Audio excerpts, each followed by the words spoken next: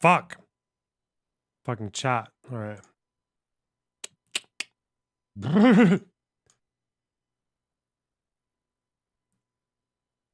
Go spacey with some minor sevenths. That was literally brimming with minor sevenths. What the fuck are you talking about?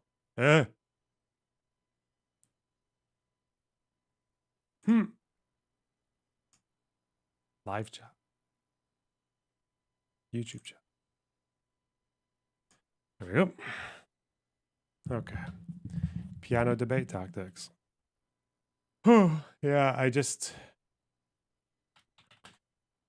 I had a meeting that that I forgot about.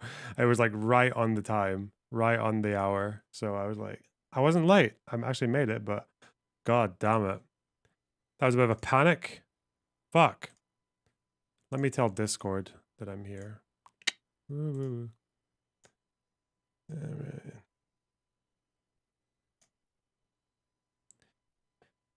Should have dropped the top of the hour ad break. What, for an hour?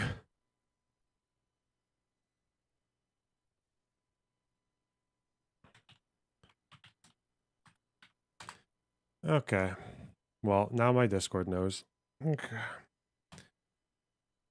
God, you take such a blow when you go off stream and then come back, eh? Yeah, well. I guess I was reading that Benny Morris article, and then I've got to unbox my laptop, I guess, which I'm sure would be the most awesome entertainment content. Wouldn't it be? That's what I thought.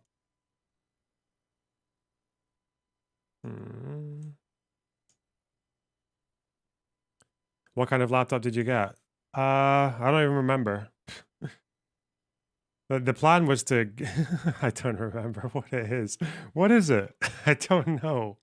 I know I spent £1,500 on it, but I don't know. Oh, shit. Did you get a screen with your laptop? Bro, I hope it comes with a screen. What? If it doesn't come with a screen, I'm gonna feel like I got fucked over. I will see.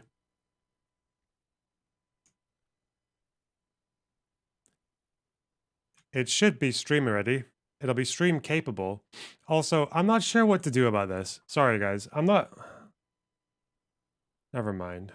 I don't want to do it right now. Do you have audio visual stuff for being outside? I don't know what that means. I have no idea what that means. I need to finish the Morris article. That's what I need to do. Okay. Let's just do it. In the days following, 7th of October, Biden declared that he fully backed Israel's goal of destroying Hamas, agreeing that this was necessary if there was to be hope for Israeli-Palestinian peace. He called America's commitment to Israel's security ironclad. And on the 13th to 14th of April 2024, American radar installations and interceptor aircraft, along with British and Jordanian aircraft, helped the Israeli Air Force and anti-missile defenses down the 350-odd missiles and suicide drones launched by Iran. How Biden's current stance, which effectively works to shield Hamas's rule in Rafah, squares with the major policy aim of demolishing that organization is anyone's guess. Indeed, many Israelis now wonder how ironclad that ironclad commitment actually is, especially given the impending US elections and the fairly likely possibility that Biden will be replaced by Trump, whose loyalties and commitments are inscrutable. Whoa.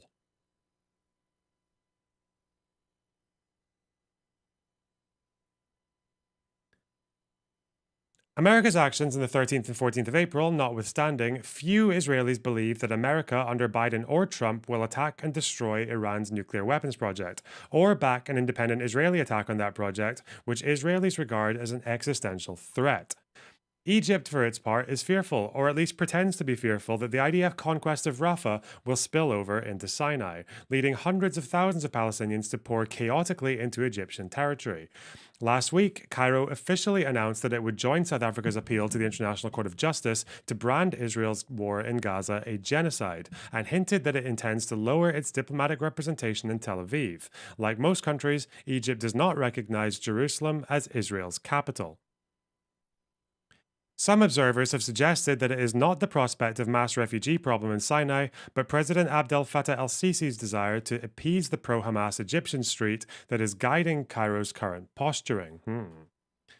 Meanwhile, Iran's two regional proxies, Hezbollah in Lebanon and the Houthi rebels in Yemen, are pressing on with their mini wars of attrition against Israel, respectively raining down rockets, and killer drones on Israel's northern border settlements and outposts, and firing rockets at international shipping in the Bab al-Mandeb Straits at the entrance to the Red Sea, the main shipping route for most of Israel's commerce with Asia.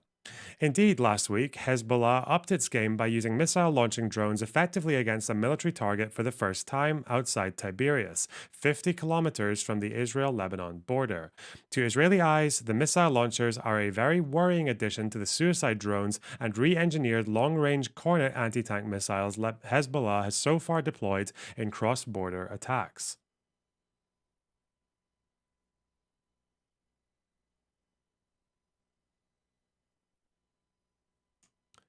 The Houthi campaign is costing Israel dear by driving up maritime insurance premiums and diverting shipping to the longer, more expensive route from Asia around the Cape of Good Hope. But Israelis are far more distressed by the daily pounding, albeit on a low frequency, of Israel's border villages and military positions, which has caused only a handful of casualties, but has driven the area's 70,000 odd residents to abandon their homes, fields, and business and move to a cramped hotel rooms, guest houses, and the homes of relatives to the south. Many Israelis now see the government's evacuation order to the border population, including the inhabitants of the town of Kiryat Shmona, delivered in the days following the first Hezbollah attacks on October 8th, as a strategic mistake. They argue that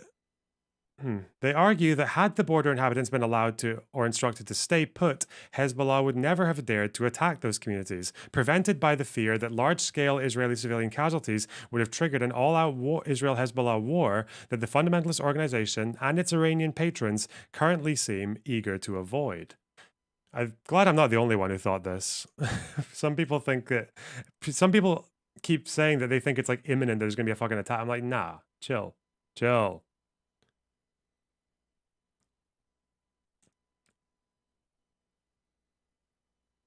Ooh,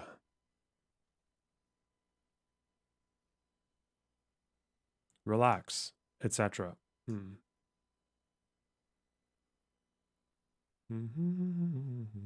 All right.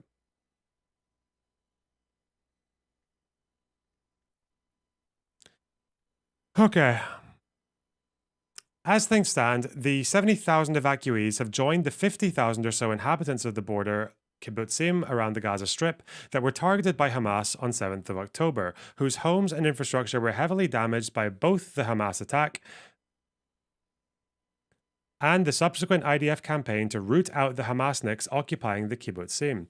These two groups of evacuees are a major headache for the Israeli government and military, and a constant reminder of the government's inefficiency and impotence. Given the continuing state of war along Israel's northern and southern borders, the government has not yet even been able to start the reconstruction that will need to precede the return of the evacuees. Most observers think this will take years while the evacuees remain in limbo. But after 7 months of campaigning, Israel's most pressing problem remains the continued existence, indeed resilience, of Hamas in Gaza. This resilience is largely thanks to the vast tunnel network, more than 700 kilometers in length, the organization has constructed under the Strip cities, hospitals, schools, and residential quarters over the past 2 decades. Hundreds, perhaps thousands of piers inside the hospital compounds and apartment blocks allow entry into or exit from the network. The tunnels, which cost billions of dollars, were built to provide shelter shelter, safe haven, assembly points, and jump off areas for above ground guerrilla operations for the organization's 30,000 odd fighters in anticipation of an IDF attack on and occupation of parts of Gaza. As the IDF troops who have slowly penetrated and occupied some of the network over the past months have discovered, they also contain caged pens built to house hostages. Tunnels are 10, 20, and even 50 meters underground, are buttressed by reinforced concrete walls, and have generators and electricity, water, and sanitation systems. They are largely impervious to air and artillery strikes. Hamas has barred Gazan civilians from entering the tunnel network, while at the same time failing to build any bomb shelters for the civilian population, a fact that helps explain the thousands of civilian casualties inflicted by the IDF during the post-October 7th counteroffensive. Pre-7th of October, Israeli intelligence knew of the existence of the network, but not its extent and sophistication. In 2014, in an earlier limited campaign, the IDF managed to locate and destroy a dozen or so Hamas and Islamic Jihad cross-border tunnels into southern Israel.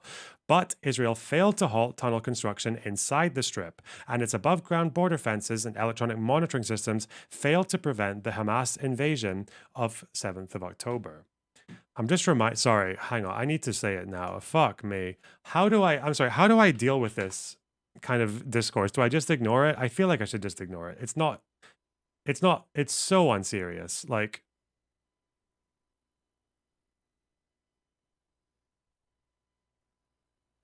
these are absurd people. They don't realize how ridiculous they sound. Obviously, the fucking obligatory tagging. Attacking the border fence doesn't make a 15-year-old a militant and therefore fair game to be killed under IHL. ISF soldiers shot 15-year-old Ahmed al-Sher in the back of his head with live ammunition. He was throwing tires at this time. The commission did not pose an immediate threat of death or serious injury when he was shot. They tell you this, that he was 15, that he got shot. What they don't tell you, and what they don't tell you for quite a few of these biographies, is that he was a militant who was attacking the border fence. Like, I like it, however, clip this conveniently misses out that it's not just attacking the fence. Does being part of a military wing not make you a militant? Like, what the fuck? Who am I? Like, they could see the picture. They know what I'm talking about. Claimed from Al-Quds brigades. It's not like they could have checked my notes. They're public. Like, what the fuck? So apparently you can be part of a military wing. You can be attacking the fence with the army on the other side, but you're still not a militant. Does this mean that, and the reason I bring this up now is because, like, does this mean that, I guess, when Hamas, like, were they just not militants until they actually landed in the kibbutzim and started shooting? Before that, they weren't militants. When they break down the fence, when they were charging motorcycles in, were they not militants at that point? It's so fucking dense. And now I've got, like, fucking people saying I'm just, like, trying to justify fucking child murder. So he was just throwing a rock, like, deranged, justifying killing children. Like, fuck me.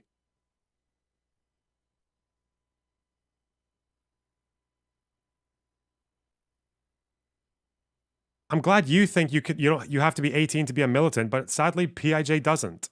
Hamas doesn't. Oh god, but it's like, what's the fucking point? What's the point? So apparently they could have just conscripted, if they just managed to conscript enough under 18s to break the border fence before October 7th, they would have all been fine. They'd have all been off limits, apparently.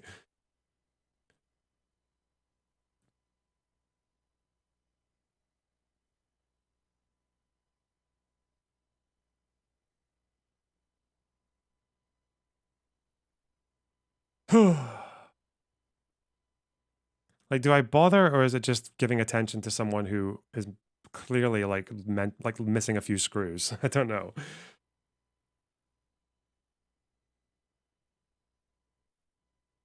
Okay.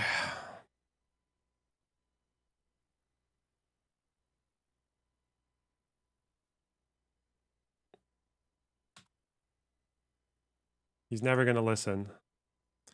Yeah, but I feel like spectators might listen. I don't know. Because I feel like someone watching that on their phone might just not know why I said the guy was a militant. So dumb. Fuck. Whoever clipped that knew what they were doing as well. Because I show the website where PIJ claims him, but they just didn't show that in the clip. Oh, God. How can people be like this? It's so fucking annoying. Like, ooh. Anyway.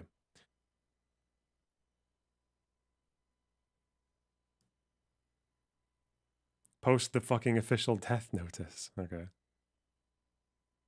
I presume you won't dignify that with a response. Oh, I'll dignify all kinds of bullshit.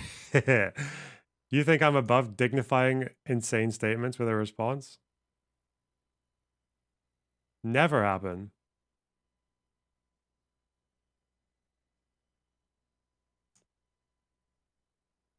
I see we have a dispute in the chat. No one knows the best way to respond to this. God. Do you think you'll be able to sleep before your journey? No. My taxi is at like 4 in the morning, bro. I mean, I could go to sleep now.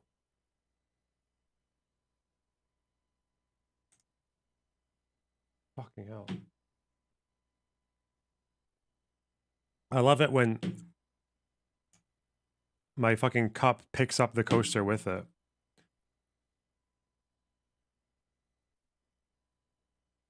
No, it's fucking bait. I don't know. Because it's like, I keep saying, I'll respond to this one. Then after that, we won't respond. It's just like,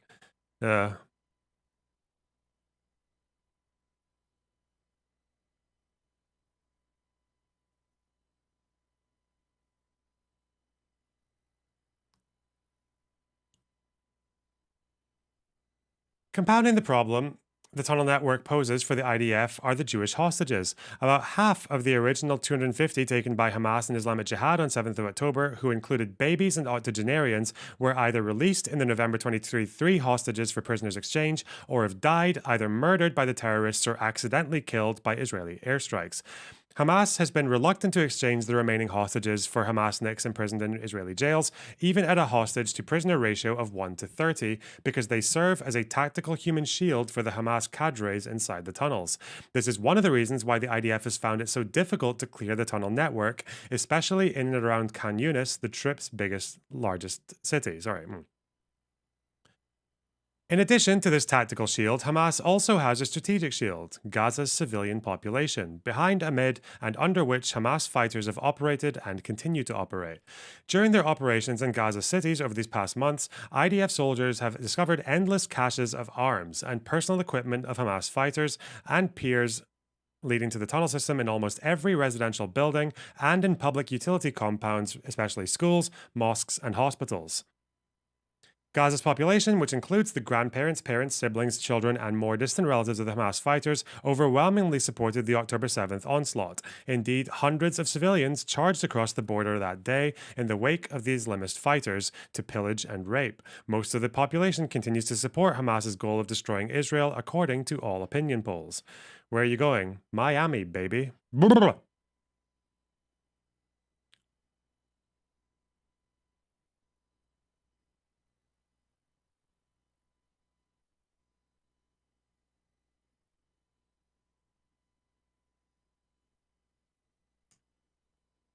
Okay.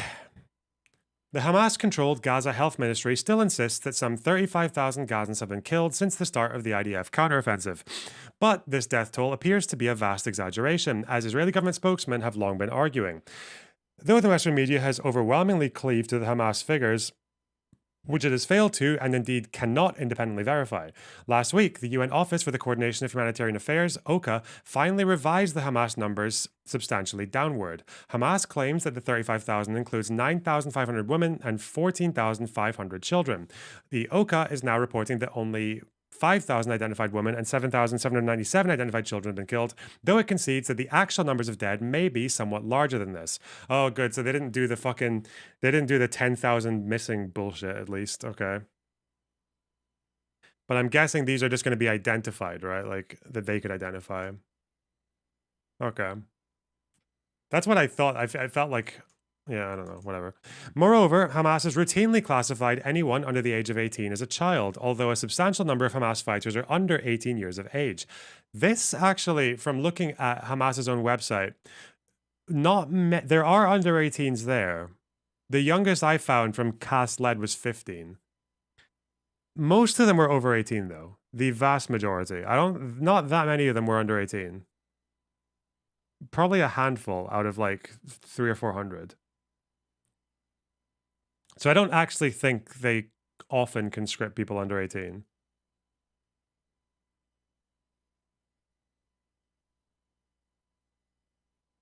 What's the evidence for unrelated civilians going in and raping people? Well, some of the people who did rapes were in civilian clothes. That's according to testimony from witnesses. But whether they were civilians or not, I don't know.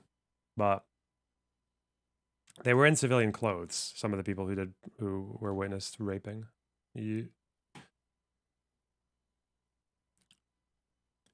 And it is likely that some of the registered deaths of women and children resulted from natural causes. For its part, the IDF claims that since 7th of October, it has killed 12 to 15,000 Hamas fighters. These dead Islamist fighters include a host of Hamas and Islamic Jihad commanders, including brigade and battalion officers in command. But strikingly, Israel has failed to kill Yahya Sinwar and Mohammed Deif, Hamas's commanders-in-chief in the Strip, nor has Israel been able to touch the senior political leaders of Hamas who are ensconced in 7-star Qatari hotels in Doha, in part because these men, and they are of course all men, have been necessarily middlemen in the various bouts of hostage exchange negotiations between Israel and Sinwar.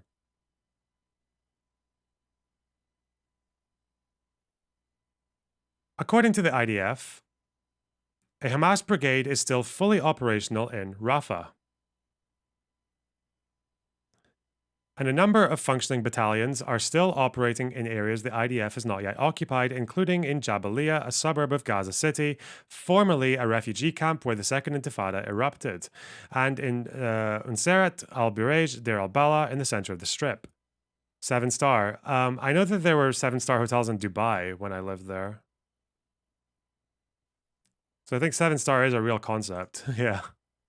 Was it not the Burj Al Arab that used to sell itself as a 7-star hotel? I don't think there were 6 stars though. It went from 5-star to 7-star, if I remember. Who knows? Who knows? From March to April 2024, the IDF released almost all the approximately 300,000 reserve soldiers it had called up in October and November of 2023.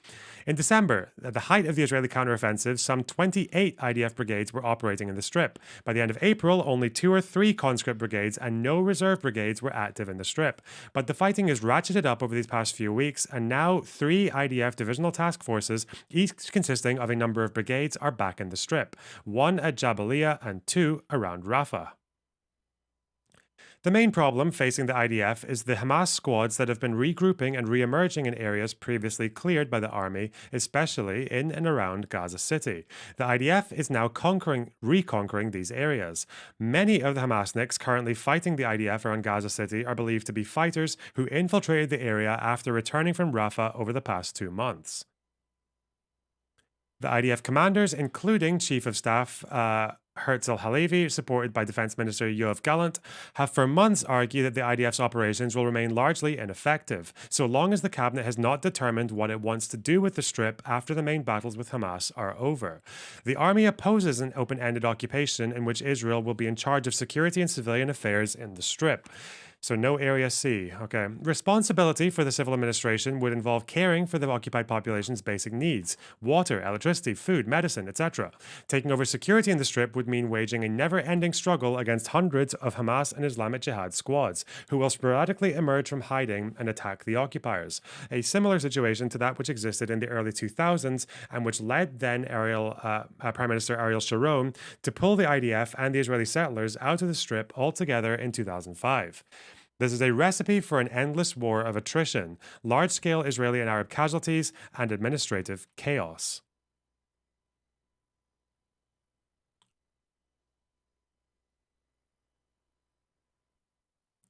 Whoop.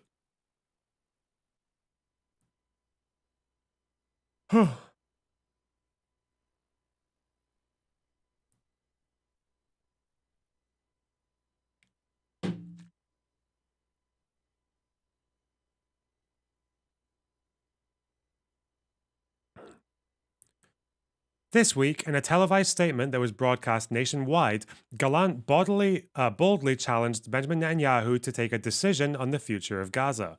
Netanyahu's indecision, he implied, is creating a vacuum that is being filled by Hamas. Gallant flatly vetoed a continued Israeli presence in the territory, and Gallant, a former commander of Israel's crack naval commando unit, Shayet 13, is no wimp. Okay. Back in October, at the start of the Israeli operation against Gaza, he proposed that the Israeli Air Force preemptively assault Hezbollah's main bases and concentrations around Lebanon, but his proposal was quashed by Netanyahu. The United States, which zeroed in on the day after problem from the get go, has long proposed that the Strip be handed over to a refurbished Palestine National Authority based on the PLO, with, at its core, the Fatah Party, which currently rules over much of the West Bank. The PNA would be bolstered by political, economic, and possibly military support from the moderate Sunni Arab states such as Saudi Arabia, the United Arab Emirates, and perhaps Egypt. These countries might be willing to provide the PNA with troops to help control the Strip and cow the remaining Hamas squads. This idea seems to mesh with Gallant's and the IDF General Staff's vision for a post Hamas Gaza.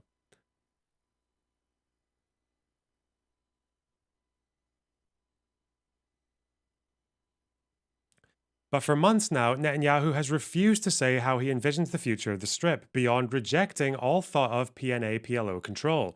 Last week, he said that PNA PLO control would merely convert Hamastan into Fatastan. Fuck me, man. By which he meant, in line with the thinking of most Israelis, that there is no difference at heart between Hamas and Fatah, since both seek Israel's destruction as their ultimate objective. Hamas has flatly rejected the idea of ceding the Strip to foreign elements, including the PNA, PLO, Fatah, which it violently ousted from the Strip in 2007. The Hamasniks memorably threw Fatah operatives off tall buildings. Many Israelis doubt that Fatah fighters or any non Palestinian Arab military units would be willing to fight, let alone be able to overcome Hamas fighters. Hamas, of course, would brand such outsiders collaborators with Israel. American units that have just completed a floating dock or jetty on the Gaza coast, which is now operational to facilitate the passage of humanitarian aid for Gaza's civilian population, have recently come under, albeit largely symbolic, Hamas mortar fire. Isn't Quillette a far right paper? I know they're right. I don't know if they're far right. They might be. I don't know anything about them.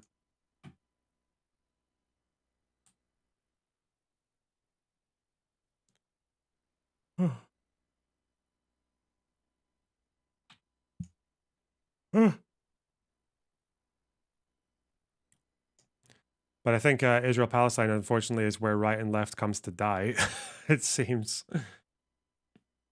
as concepts. Netanyahu says that enhancing the power of the PNA PLO will lead directly to the establishment of an internationally recognized Palestinian state, which he opposes, since he sees such a state as a moral threat to Israel's existence. In the immediate term, Palestinian statehood would necessitate Israeli abandonment of the West Bank and the uprooting of many, if not all, of the Jewish settlements in the territory. The West Bank settlers, who now number between 500,000 and 700,000, depending on whether or not you include some of Jerusalem's suburbs, are the hardcore base supporting Netanyahu's right-wing coalition partners. Advancing Palestinian statehood would prompt these partners to leave the coalition, which would result in the fall of Netanyahu's government. This would lead to general elections, which, according to current opinion polls, would result in Netanyahu's ouster and his likely conviction on the bribery and fraud charges for which he is currently being lackadaisically tried in Jerusalem court. A conviction, which most legal experts expect, would probably land Netanyahu in prison. Really, like most people expect him to get convicted if he's like, oh, bro, Netanyahu. Okay.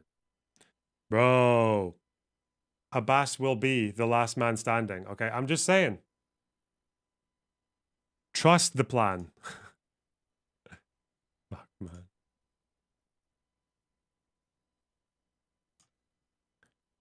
In other words, for Netanyahu, regional political and military developments are closely tied to his personal future. Hence, during the past year and a half, Netanyahu has done everything he can to hold on to power in the view of many Israelis to prolong the war in Gaza, whose end would likely precipitate general elections. That is so fucking insane. The fact that this guy, that what's happening right now could actually be being informed by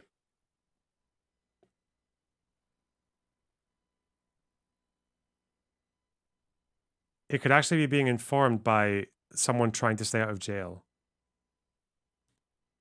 Abbas living to 100 as emperor. I don't trust the plan.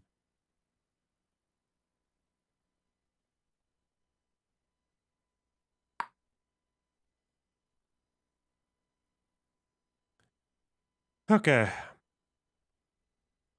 Meanwhile, all eyes, Israeli, American, and Arab, are focused on Rafah, which many Israelis believe should have been conquered by the IDF at the start of the counteroffensive in the Strip. Last week, in defiance of Biden's apparent veto, the IDF pushed into the eastern edge of Rafah and occupied the Gaza side of the Egypt-Gaza border crossing. The Egyptians have responded by preventing humanitarian aid trucks from entering the Strip. So far, this has had little effect on the humanitarian situation in the Strip.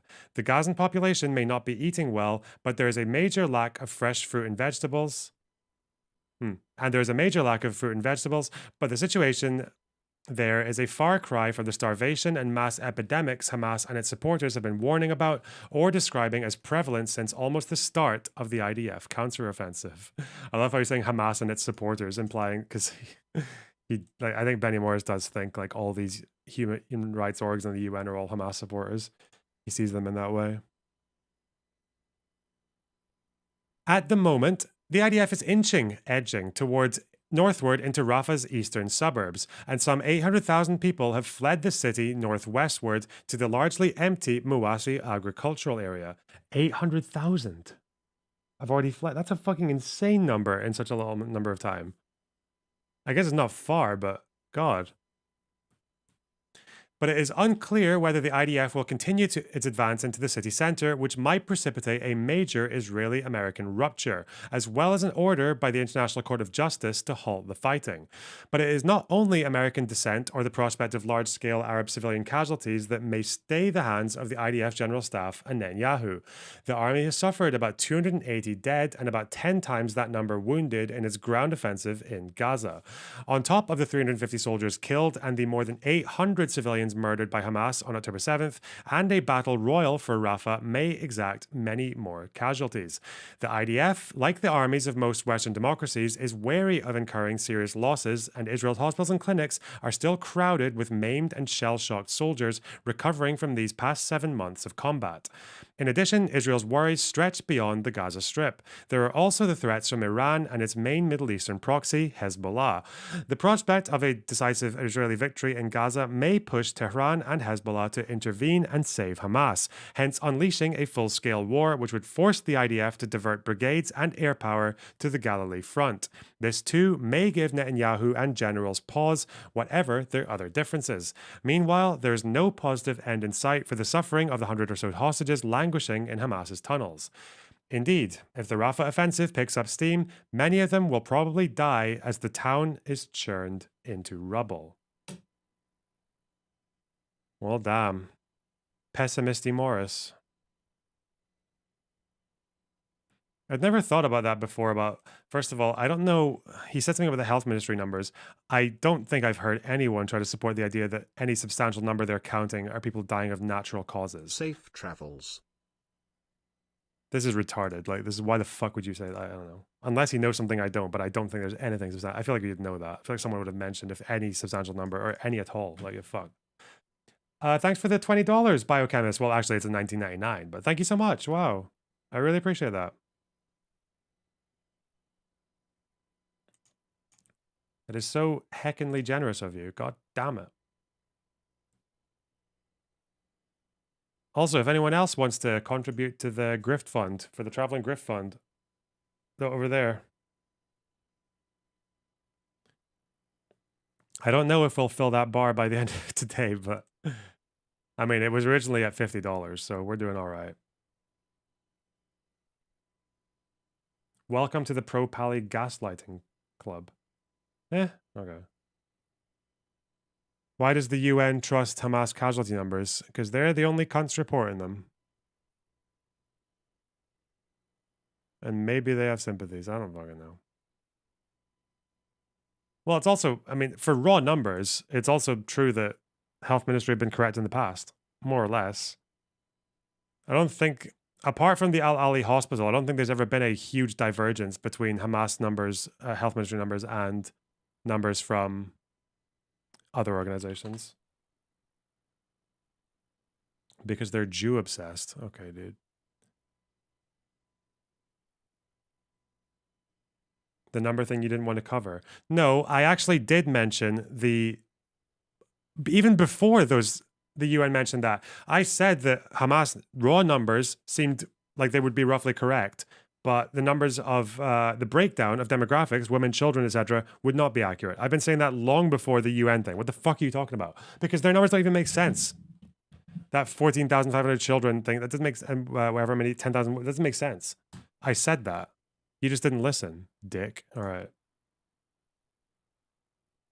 God, all these people in my case. Fuck. Everyone on my ass. You didn't trust the sources. You're not listening. I don't care. You're not listening. You either haven't listened or you didn't listen to what I just said. Now, fuck you. What is it? Doesn't make sense. If Hamas are saying they've lost 6,000 fighters, and this was a while ago. This is when the death toll was like fucking 28,000 or something. They said they lost 6,000 fighters. Then someone else said that it wasn't true, but we'll say 6,000. What, 9,000 something women, 15,000-ish children? That's like, that basically means that every man who died is Hamas, barring like a couple of thousand. Just doesn't make sense. That the only men that they're killing are Al-Qassam brigades and just, for good measure, bringing a bunch of fucking families down with them. Like, okay.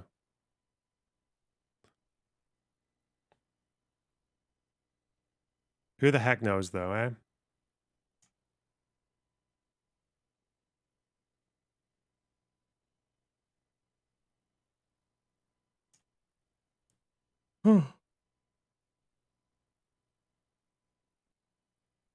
We'll only know for sure until afterwards. What's your view about the NYT mass rape story? I think they made a couple of mistakes that I could see, but they more or less had it far more on the ball than the people who were claiming to refute it.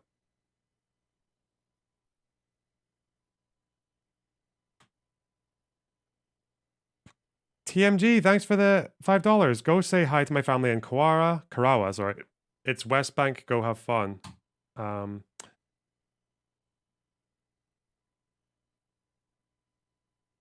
Okay. Ooh.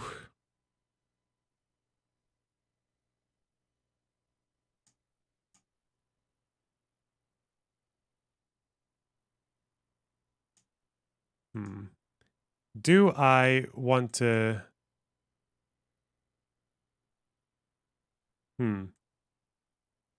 Are you taking anything particular with you? List of questions, certain people? Oh, I don't fucking know. God damn it. Sam Park with the $50 US. That's so generous of you. Holy shit. You guys treat me so well in this place. There's not even that many people watching. I guess because I stop and start again. Okay. And also, the Loner Box After Party channel is on. Is there going to be a YouTube edit on the cast report? Yeah, probably when I'm back, I'll organize it. If people still care about it by then. Did you read the NYT article and read about the impunity in the IDF? No, I haven't read that yet. You should tell Vovia about it and complain. You should do what he does and complain that I'm not covering the things that they want me to. I can't cover every fucking story, okay? I don't want to cover every single fucking story. I like to go, I don't know if you guys noticed, is I like to take a particular topic and go further into it than any other cunt does, okay? But that also means I have blind spots everywhere. So get over it. Just my style, okay?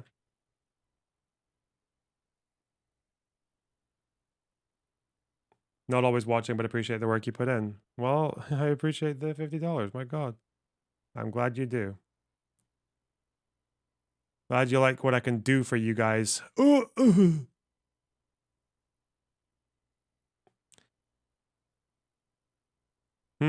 there an Israel blockade YouTube edit? I think that's on the list. So our list of segments includes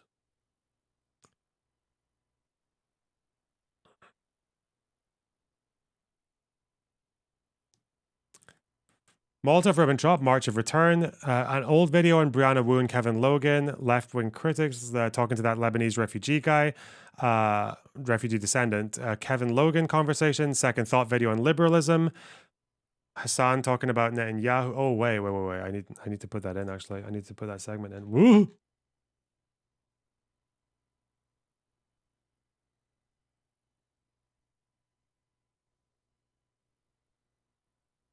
Let's put that in.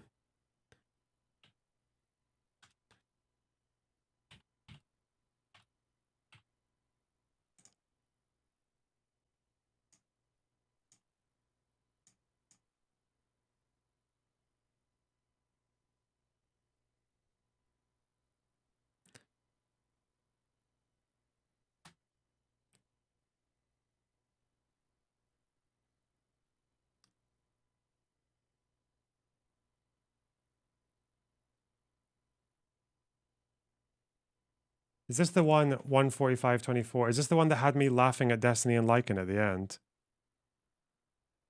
Never get like can't be done. You can't do it. Yeah, it is. Debate 1. Okay.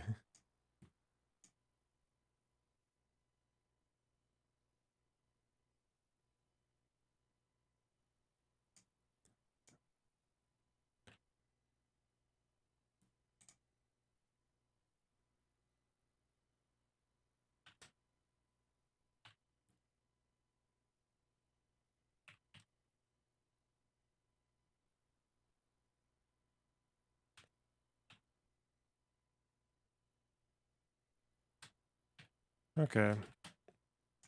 Cool.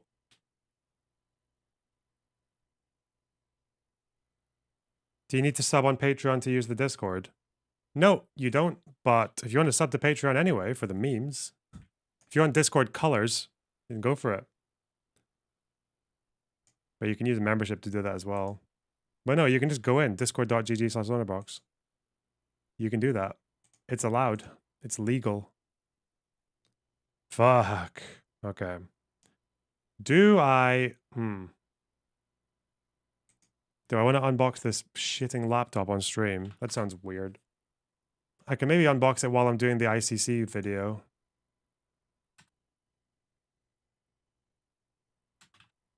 The CNN one. He did a half-hour interview. Can you watch Blinken? What's Blinken saying? Blinken's Senate. I actually didn't see him talking. I saw the other guy, the State Department guy talking. Where would that be? Testifying before the Senate Appropriations Committee. That? Where he got interrupted by this one? Him testifying, responding to the ICC warrant. Is there going to be a timestamp? Wait. Which one of these fucks am I watching? There's a 3-hour 11 video, a 6-minute one where the protesters come in, and a Forbes one that's 2 hours 41. We go PBS? Because there'll probably be just some gappage. Secretary Blinken, welcome. We very much appreciate your being with us today and back in 3 solid hours of sick-ass Blinken content. Let's go! the committee room that you're very familiar with, and we thank you for your extraordinary effort on behalf of the United States. We know that you have been doing a lot of traveling, a lot of talking. If anyone knows the timestamp for when he starts talking about Israel and the ICC. Promoting American diplomacy based on our values, and we thank you very much for all of your service. And we look forward to this hearing every year as we go over particularly the FY25 budget. I often speak about the importance of adhering to our values in our foreign policy.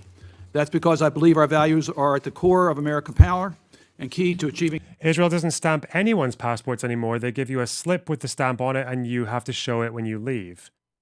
That's so, thank God. I was like, because I thought it was like you just had to ask or it was random, or sometimes they would stamp it without you even fucking, before you get a chance to say anything. I was like, fuck that. No, okay, good.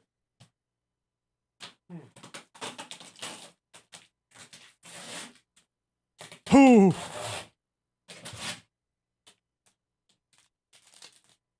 I went 2018 last time and they already did it then. Nice. Oh, fuck.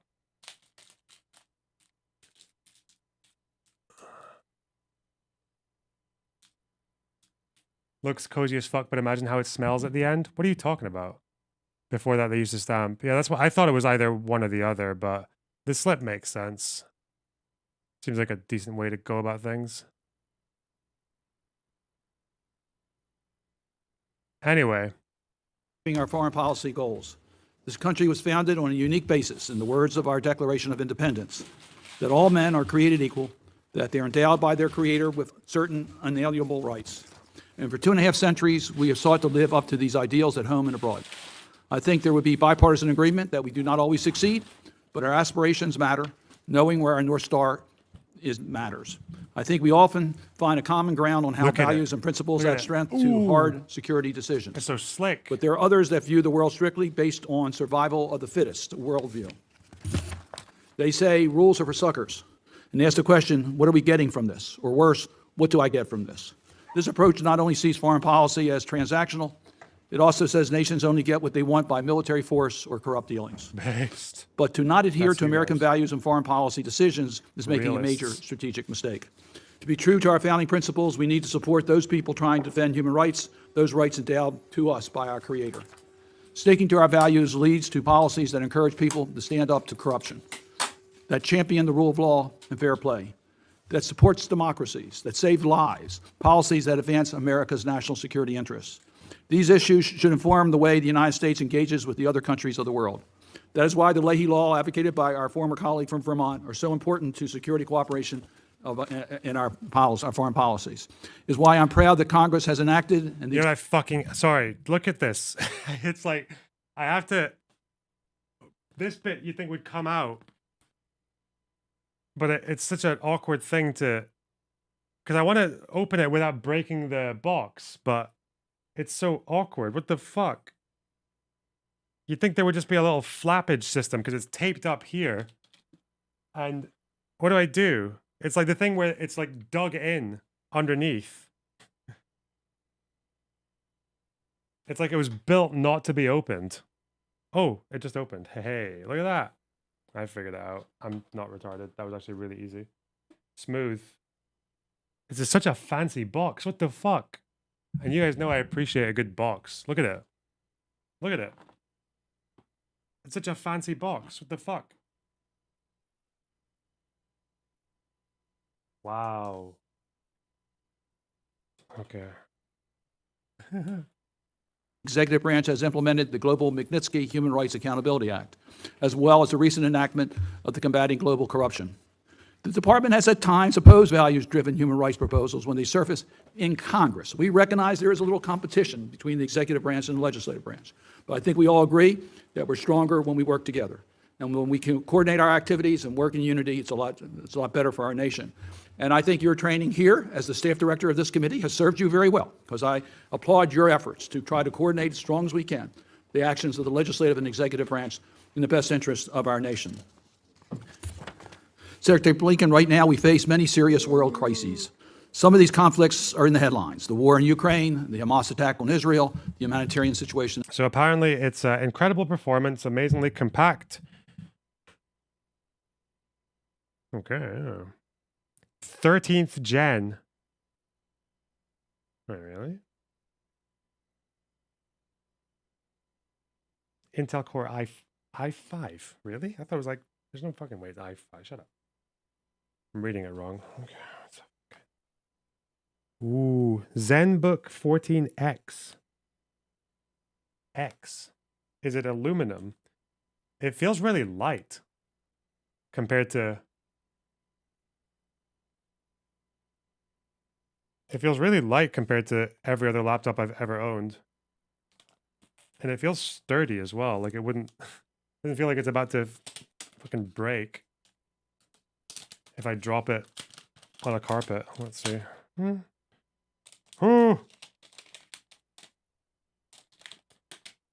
i5 is fine as long as it's the new generation. Yeah, because my old laptop was i7.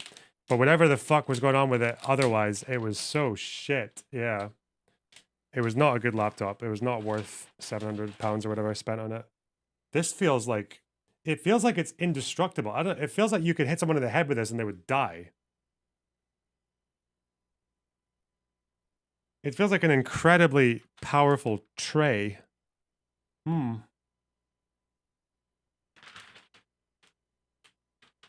It's sharp as well, the edges, yeah.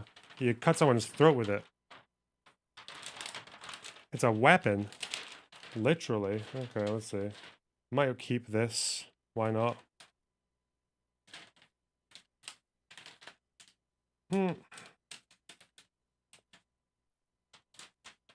Alright, you go over there for now. Plastic thing.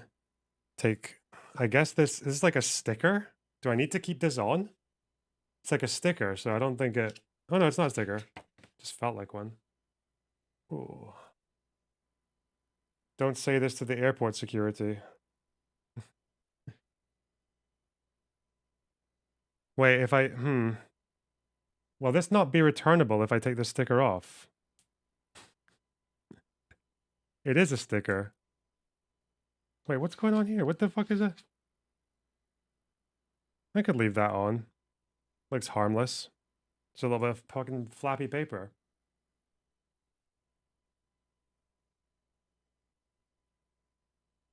Lonabox, I found the Destiny fan you made a segment about and recognized him behind a mask. Oh yeah.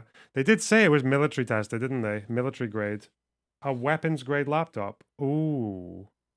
Of course, it's got the touchpad. Okay. I'll probably buy a mouse when I'm there. Or I could just bring my mouse because I won't be using it here. Ah, smart. Wow. Genius. Remove sticker before using the laptop. Okay. I sure will, bro. Ugh. Touchpads are pretty good these days. Mate, compared to a mouse, kill yourself.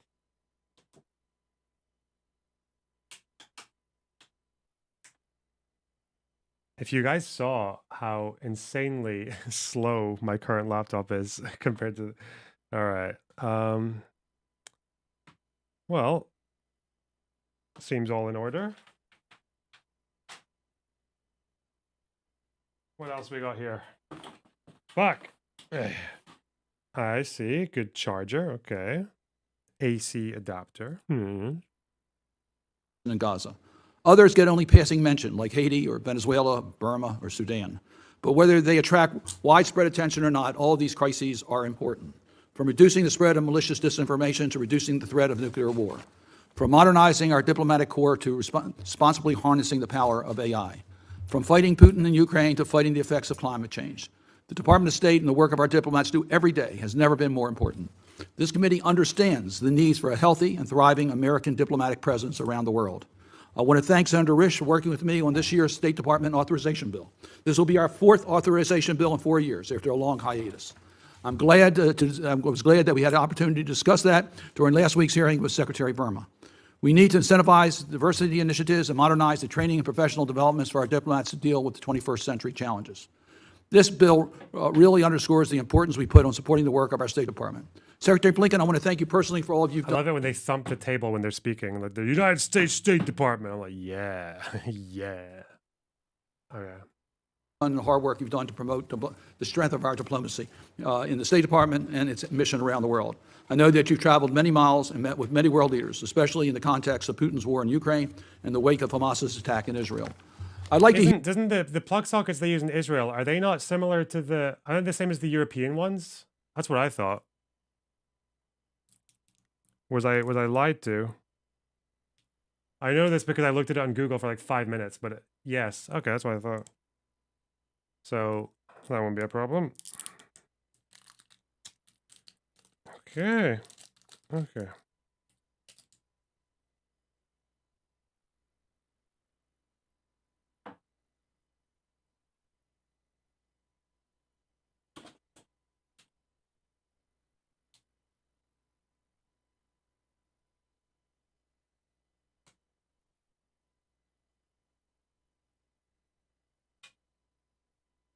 There's an empty compartment here.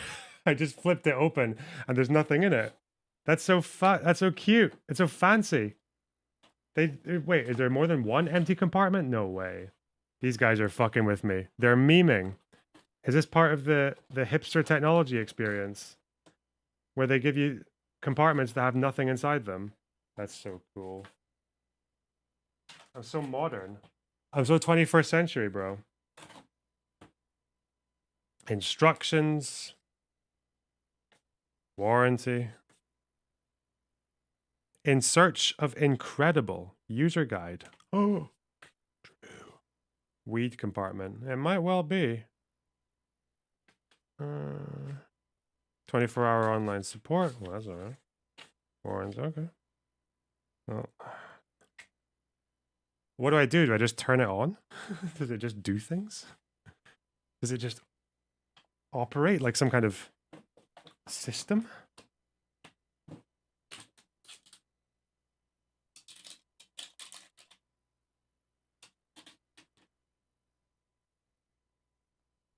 Oh god, it's gonna be bloatware. Yeah, disable all the... Oh god.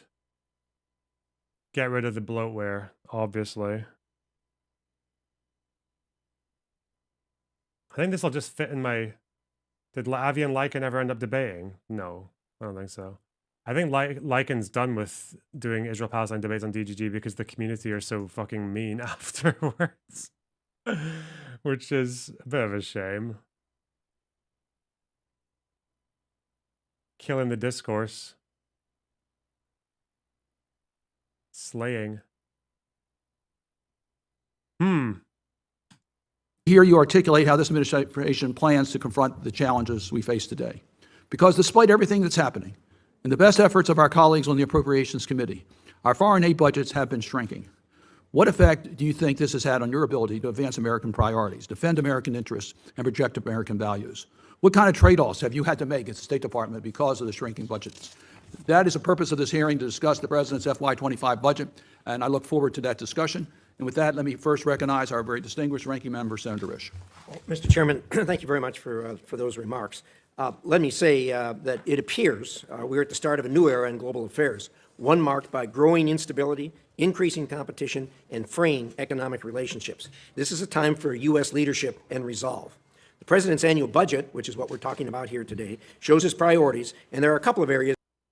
I'm traveling and I'm getting picked up by a taxi in 6 hours. And I have to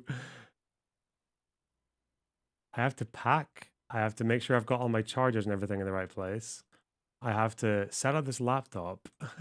I don't need to send emails. I can do that when I'm in America. There's a guy called Zion Elder. Pack while streaming.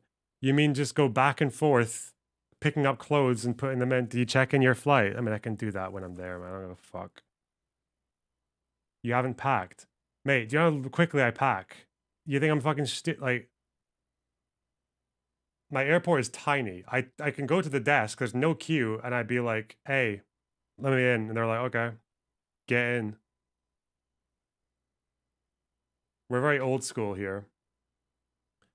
Actually, the last time I did this, the last time I flew, checking in was a pain in the ass online, so I just went there and it was easier. Because you go there and you just give them your passport, and then they're like, then they check you in. Did you pack the 32 gig of RAM? That's in this laptop, yeah.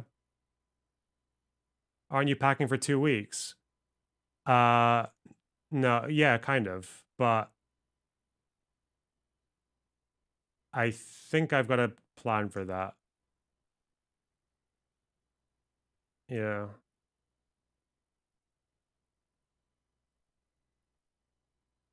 Yeah, don't worry about that.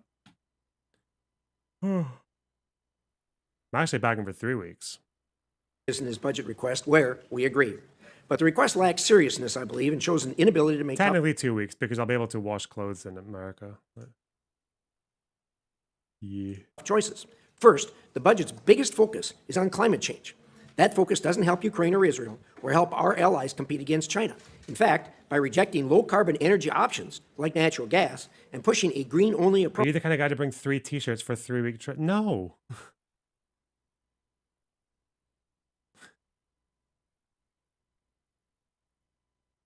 I'll probably pack for 2 weeks and wash a week's worth when I'm in America. That's the plan. I've calculated this. Don't worry. The administration is doing more to enable China than outcompete it. If the administration wants to outcompete China, then it should focus on China's growing advantages in ports, airports, digital technologies, and other critical sectors, rather than advancing ideological pet projects. Indeed, this proposed budget does contain a poison pill, which I suspect you probably already know, Secretary Blinken, in the form of a, quote, green climate fund, which proposes to transfer U.S. taxpayer money to China through the UN, about $1 billion. Should I just plug this in, or is it already charged? I guess I can plug it in anyway. I guess we'll just turn it on and see what happens, eh? Of it.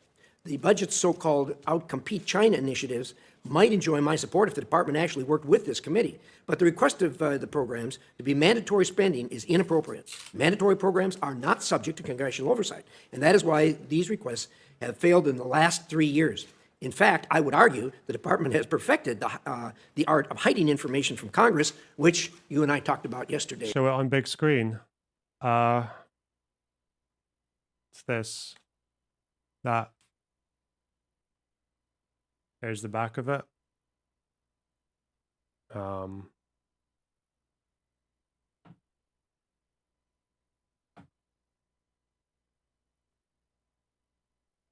There's the inside of it. Looks decent. I'm happy with it. Bring lots of sunscreen. Yeah, I know. I can get sunscreen when I'm there. There's a bunch of shit. People are weird. People are like, there's so much stuff you can buy in other countries. Did you know that? You guys are weird.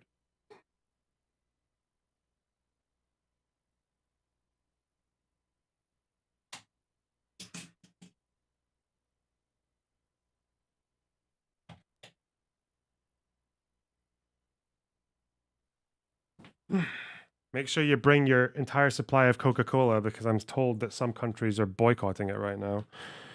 Fuck's sake, man. Is this charged from the right side? Ooh. Weird. Trippy.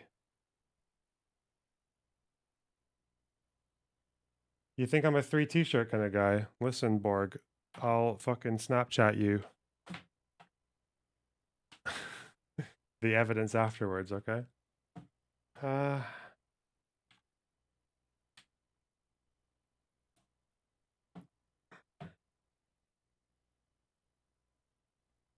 Right. Let's see what happens. To some degree. In Israel, Ukraine, on Israel, Ukraine, and China, in Congo, it is impossible to get honest and clear information from the department. Instead, the president prioritizes funds for non-transparent initiatives like the Partnership for Global Infrastructure, which focuses on climate and gender infrastructure. And the department's funds are steered not by the department, but by the White House, which is accountable to no one. On Iran, the administration's policy is fatally flawed. Outreach and accommodation have failed, and the lack of any serious strategy has come home to roost. Iran has doubled down on its support for terrorists and flooded Russia with drones and missiles. The Red Sea remains contested and dangerous, and the U.S. Navy has spent $1 billion on missiles to defend vessels from Houthi attacks. Iran's unprecedented attack against Israel shows Iran doubts this administration's resolve to punish its behavior. I'm proud this committee passed the most significant Iran sanctions legislation we've seen in years. The Ended Act, the SHIP Act. So I turned it on about 10 seconds ago. The screen is still black. And then it just turned off completely. And now it's turned on again. And I just remembered it's a fucking laptop. Whoa, that screen is really nice, actually. Someone just showed up. I guess because it's at factory settings. So it's going to take a minute. Hopefully it's not this slow to turn on every time, because what a fucking state. Massa Act and legislation targeting Iranian drones are all law. Is the administration actually going to enforce them? The screen is so nice. It's just ASUS sign, and it looks like it's coming towards me. Now it's just a moment, but it looks like the text is floating.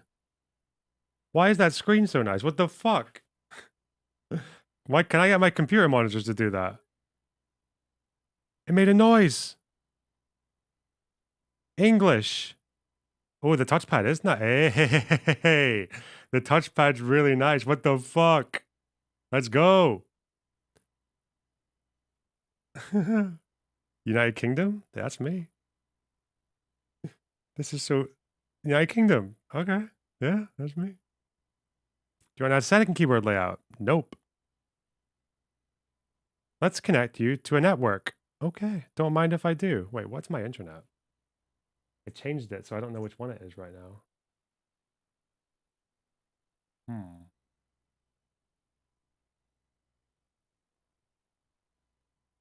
What fucking network am I connected to right now? Why doesn't that say? Huh. Hang on. Come on.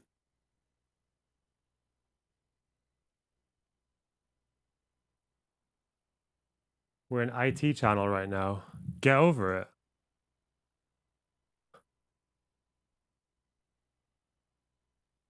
Have I been connected to Wi-Fi this whole time? No way. How? How is it not crashed a million times in this room? What the fuck? Okay.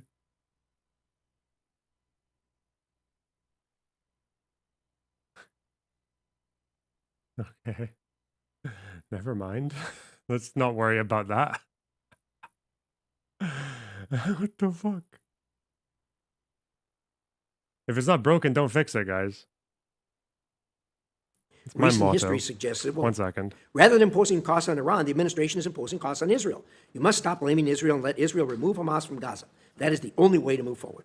In Europe, instability is growing and your budget request is tone deaf. Congress has asked for a Ukraine strategy, which I suspect will never be delivered. If you were serious, funds for Ukraine would be in the base budget. Instead, urging to continue support through long-term policy with short-term emergency packages isn't appropriate.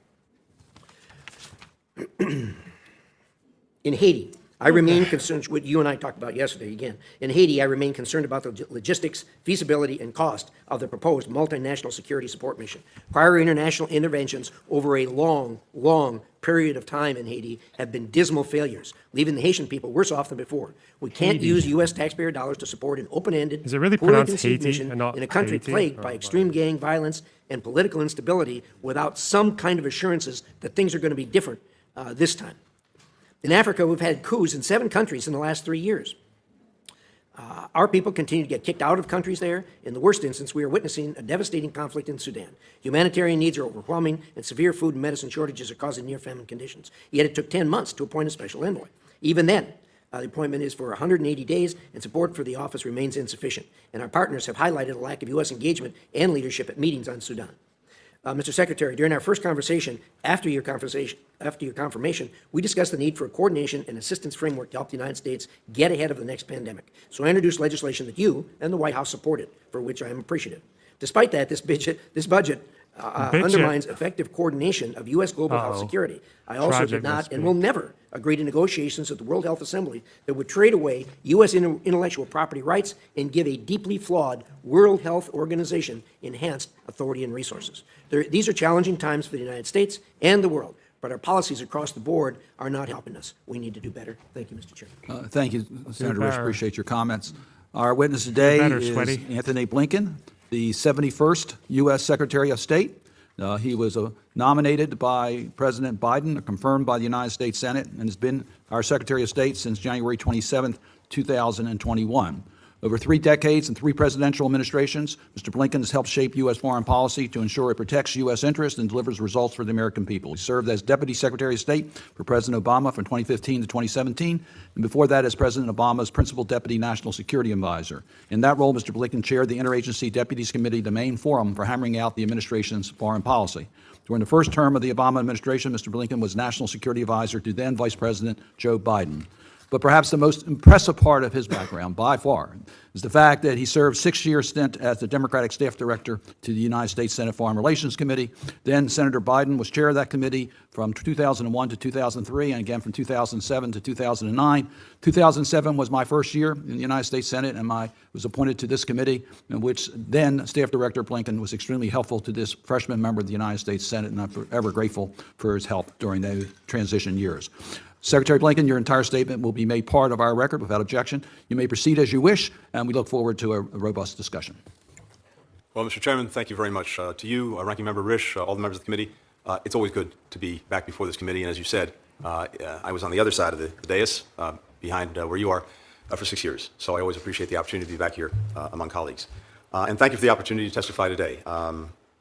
More importantly, thank you for the partnership that I think we've been able to manifest together to advance American leadership in the world that is so essential for delivering on the priorities that matter to the people we represent. The need for U.S. global leadership and for cooperation with allies and partners has never been greater.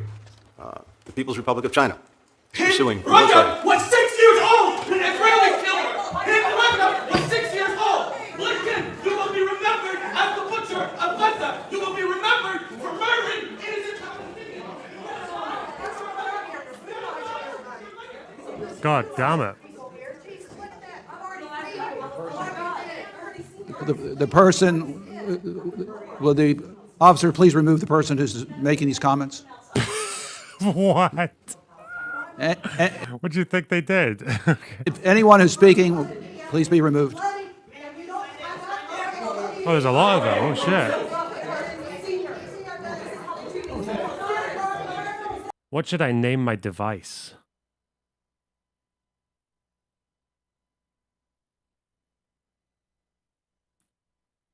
Box.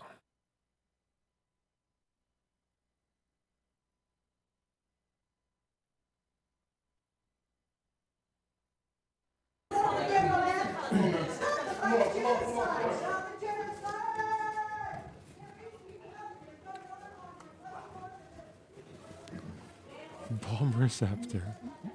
You're weird. Mr. Secretary, you may proceed. Thank you, Mr. Chairman. As I was saying, the People's Republic of China. War criminal. He is a war criminal. The blood of 40,000 people. The fuck, man? The blood of 40,000 Palestinians is on his hands. He is a war criminal. He is a war criminal. Look at him, war criminal. The blood of 40,000 people is on his hands.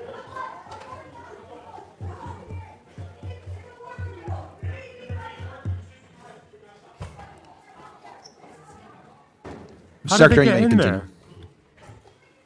I feel like this is a kind of restricted area. How the fuck did they get in? The People's Republic of China is pursuing military, economic, and geopolitical preeminence, challenging our vision for a free, open, secure, and prosperous international order. Russia is committing aggression, not only against Ukraine, but against the principles at the heart of the United Nations Charter: sovereignty, territorial integrity, independence, that are the building blocks for global peace and security. In the Middle East, we're standing with Israel in its efforts to ensure that what happened on October 7th never happens Wait, again. they're telling me to log in with a Microsoft account. I know I have one, but what the fuck is it? I can't even skip this. What the fuck? What's my Microsoft account? Sign in? What? I put my phone number in? Let's try that. Windows 11 is current. Oh, what's my password? I don't know. I don't know my password for my Microsoft account. It's been too long. I don't even know what email this is tied to. Something went wrong. Obviously it went wrong. I don't know my fucking password. Alright, let's try again.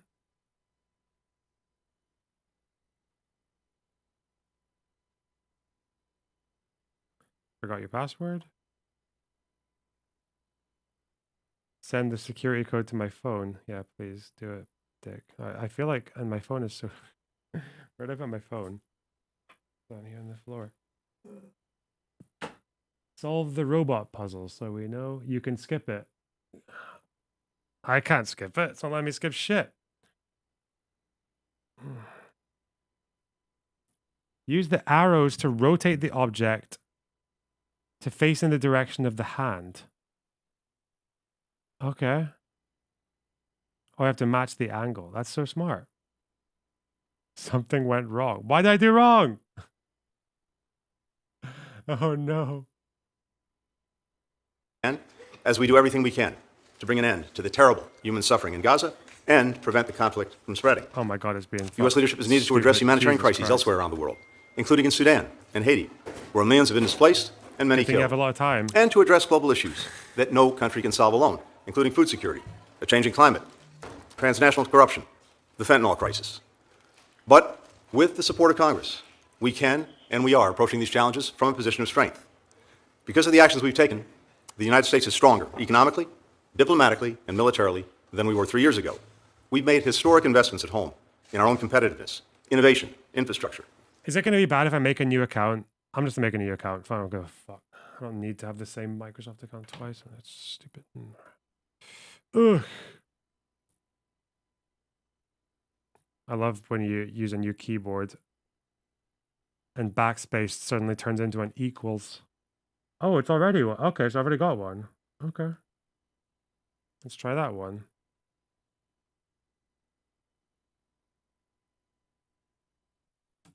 Okay. Will this password work? Probably not. Okay.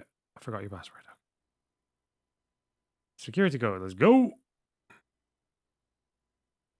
We've renewed our alliances. We built new ones. We've Yeah. secured unprecedented alignment with key partners in Europe, Asia, and beyond. Okay. We've delivered essential American aid to Ukraine, and we've rallied the international community to share the burden with us. For every dollar that we've sent in economic and development assistance, others collectively have invested 3 more. Now, many doubted whether bipartisan support for Ukraine and other urgent national security priorities could endure. Last month, Congress demonstrated to the world that we will not pull back when you pass President Biden's supplemental funding bill by an overwhelming margin. Our investment abroad does not come at the expense of our strength at home. Far from it. Most of the supplemental is being spent here in the United States, building up our defense industrial base, creating and supporting thousands of American jobs. We need to keep up this momentum. That requires a State Department budget that we fully resource in order to meet the challenges of our time. The President's FY25 budget. Funding a genocide in Gaza. There have been 7 mass graves outside of hospitals. This is sick. This is deranged. You are a war criminal. Shame on you. Oh, no. You may continue. Thank you. The President's FY25 budget, requesting $58.8 billion for the State It says I have backup saved from a previous PC and I can restore it. What?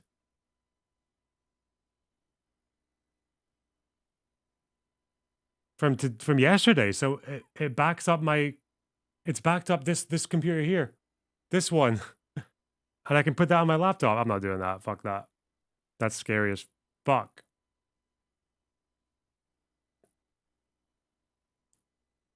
Just avoid the tax folder. I'm not doing that.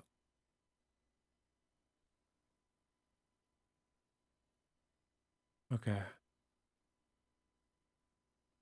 Delete the lole. All right.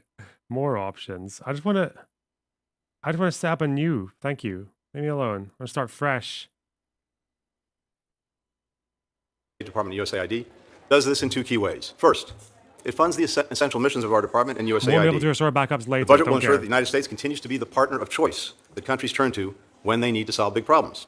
In an era of I'd rather renewed it great was power just- competition, I'd we must rather it just had OBS and Obsidian. I don't give a fuck about anything else. All right, skip for. I don't want facial recognition. present the strongest possible offer, one that's relevant and Create responsive to countries' pin. needs, and that advances our security and economic interests. That's why we're requesting $2 billion for a new fund to build high-quality, sustainable infrastructure around the world. Crucially, investments like these create jobs for Americans. They expand markets for our businesses. We're requesting resources for the World Bank. With $1 billion in U.S. funding, we can unlock another $36 billion in development fund capacity to direct to the top priorities of emerging economies. That is an enormous return on our investment and essential for competing with China around the world. The budget also includes $1.7 billion for international organizations, including the United Nations, APEC, the Inter-American Development Bank, to help shape them in ways that reflect our interests and our values. Allow Windows to track your device. That's just no. Go away. Diagnosed. Okay, required only. Okay. Oh. I don't want you having any of my shit. Bug off.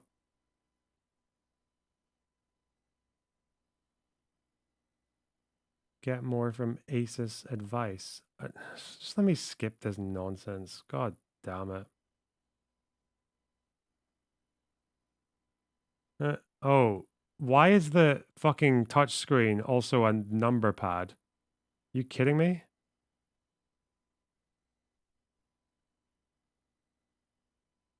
Gosh.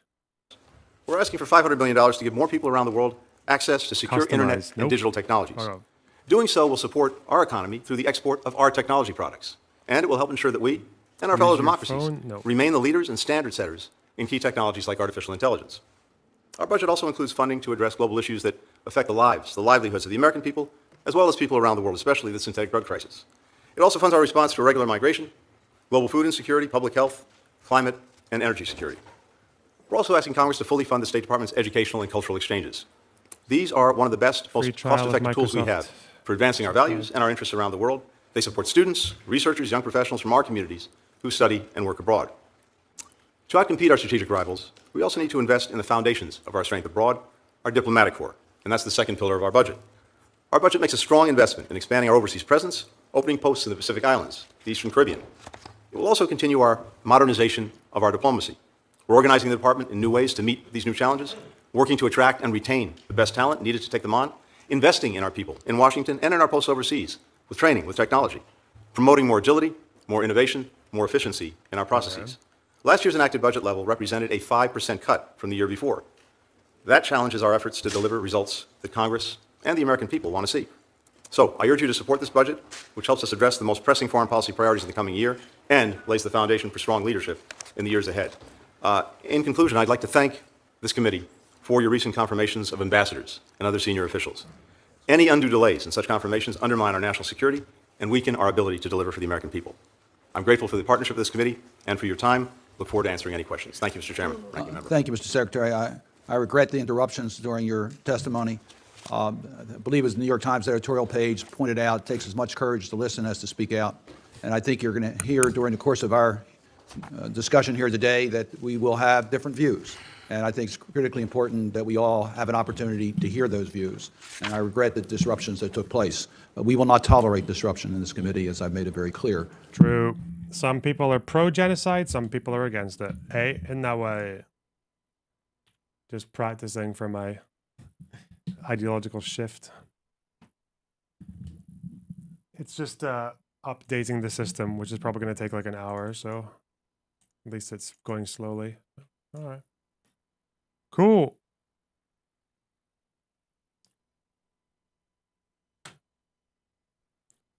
I actually wanted to, probably before I go, talk about US politics, because we haven't really caught up with that stuff in a while. And I feel like you can so quickly just steam through an update on Trump and Biden just to show how massive the differences are. Do you know how people tend to say things like, why are we giving all our money to Ukraine when we should really be helping homeless veterans? And then they don't do anything to help homeless veterans. They don't propose anything to help homeless veterans. It seems like one of the Biden achievements that's actually gone under the radar is called the PACT Act. And it was signed in on August 2022. And the whole idea behind it is to extend and allow benefits for veterans who need benefits as a result of either burn pit or toxic exposure during their service. So like a burn pit is basically when you're at a military base and they burn things like rubber and plastics and things like that. And it turns out like quite a lot of soldiers get exposure from that. And it seems that before this law, fuel and shit, before this law, 70% of the disability claims that were denied were because of burn pit exposure. So because Biden put this law in 2022, it's already resulted in nearly 1 million people have been able to receive disability benefits because of this law, like under this law. So we actually have there like a very tangible act of support for veterans that had basically otherwise would have had them being denied in the past. Because it's a problem, it's like this particular problem with burn pits or toxic exposure is a fairly common one, it seems. And again, this is just something that's gone completely under the radar. I didn't know anything about this. The amount of debates I've had with Republicans who are talking about why don't we help homeless veterans and things like that, or like veterans who are incapacitated or can't work after they come back. Well, it's like, and this has been there the whole time. Actually, unironically supporting the troops. And I thought, well, that's crazy. What's Trump been doing meanwhile? So this month,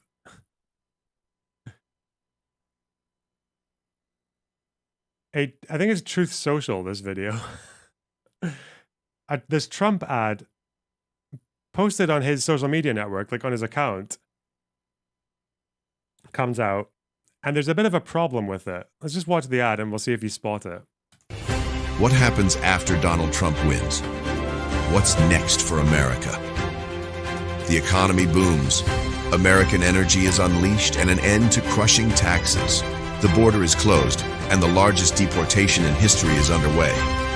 No more wars as we focus on home. Law and order is restored. The American dream is back and the best is yet to come. Make America great again. So you might have missed it, but if you look really closely at one of these newspaper things that they've created for the hypothetical Trump future,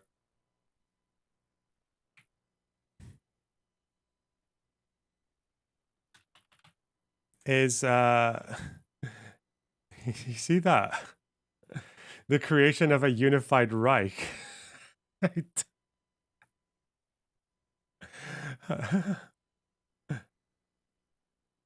Now, Trump has tried to defend himself by saying that he didn't know that it said.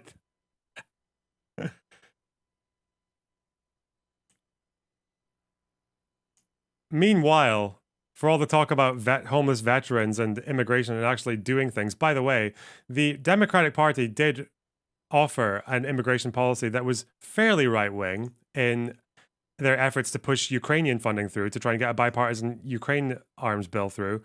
The Republicans said no because they don't want to solve immigration. What they want to do is for immigration to be an issue that they can stand on a platform on during the election. That's what they want. They want it to be because it's their political toy. But also a unified Reich. I keep saying this, and when people tell you liberals give way to fascism, no, they don't. Conservatives do. Conservatives do this.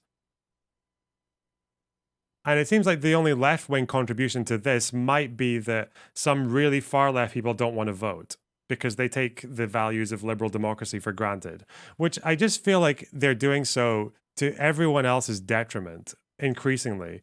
Because around the same time as this, Mr. Trump floated the idea of 3-term presidencies. Not for the first time, but here he is. It was a brilliant performance. They've never seen anything like it. Very much reminiscent of the days of FDR. Is he dying? His voice is a lot weaker. You know, FDR was had a beautiful patrician voice, magnificent voice, great debater, very smart man. You know, FDR, 16 years, almost 16 years. He was 4-term. Oh, no, this is the full Are we going to be talk. considered 3-term or 2-term? You tell me, yeah, Ronnie. yeah. What do you think? Are we 3-term or 2-term if we win? But think of it. They're going to say wonderful. Now, he did that State of the Union the other day. He was high as a kite. So I think we should call for drug tests on the debate. Yeah? We're going to call for Adrenochrome tests. We're going to call. To be fair, if there isn't an adrenochrome test on the debate, I think Biden might be fucked. He needs it, okay? They need to pump him to the gills to get through this. So anyway, so Macron calls. See what I mean? Look, I started. Even I say to myself, you're a frickin' genius. Hey, look, I had an uncle, my father's brother. And again, he'll say it's a joke. His supporters will say it's a joke. Well, half of them will say it's a joke, and the other half will say it's based, right? Because around the same time, first of all, he's joked, quotation marks, about this many, many times before, but he's also kept himself around people who don't joke when they say it. Like, so Project 2025, which is Trump's little like conservative plan for the future, one of their partners, who's also an advocate, also just recently in March wrote a very non-joking, serious article about repealing the 22nd Amendment, which would allow for more terms.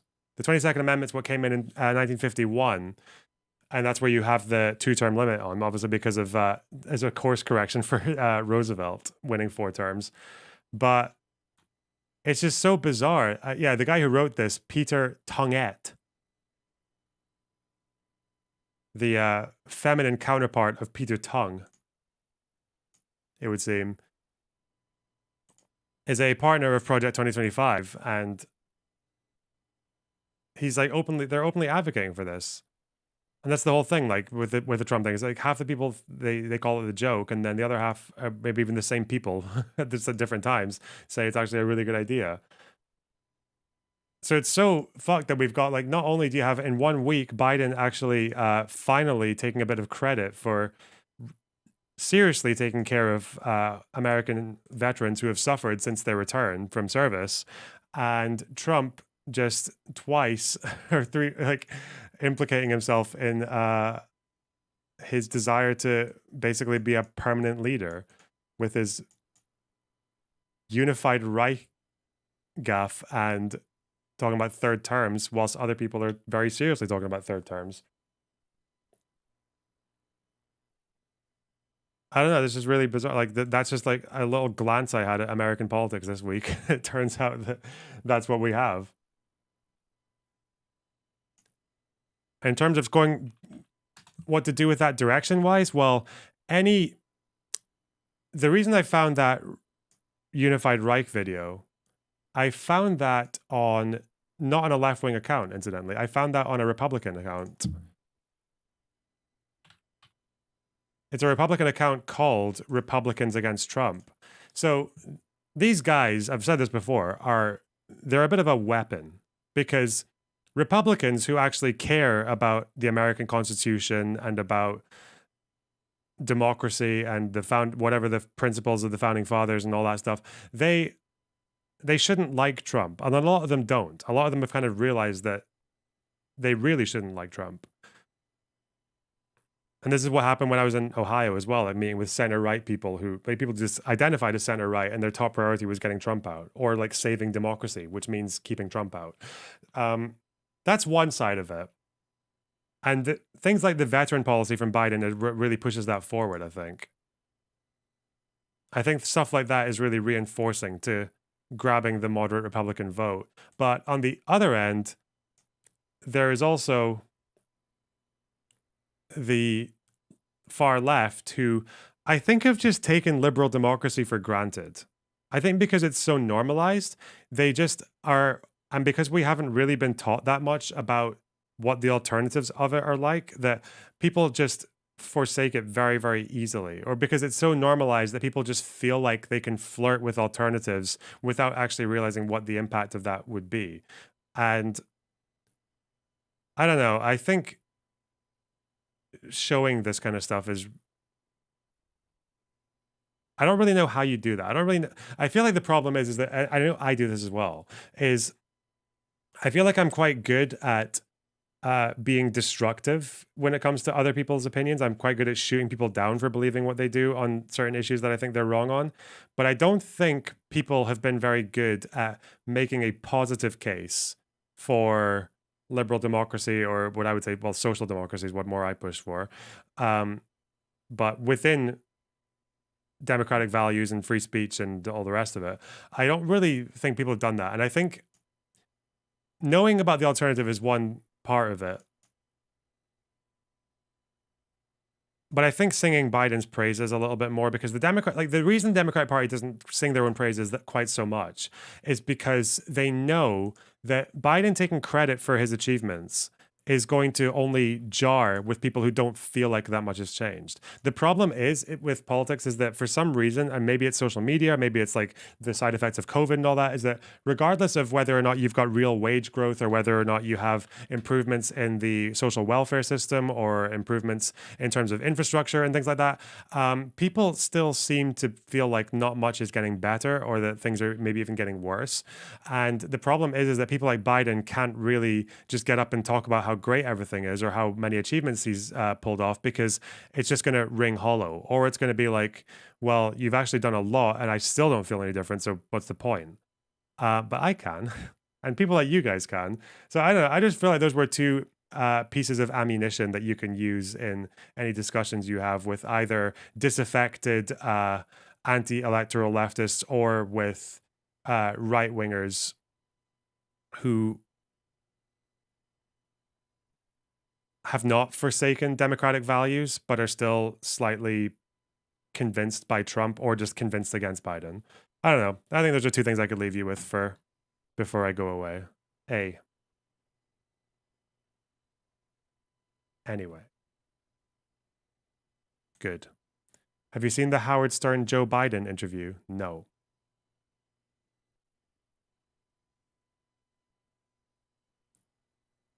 But yeah, that's my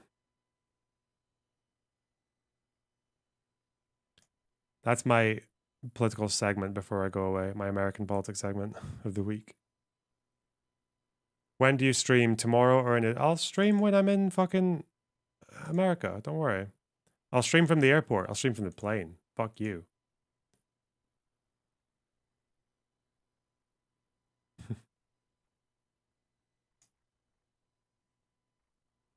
All right, where's that blinking thing? Let's go back to it.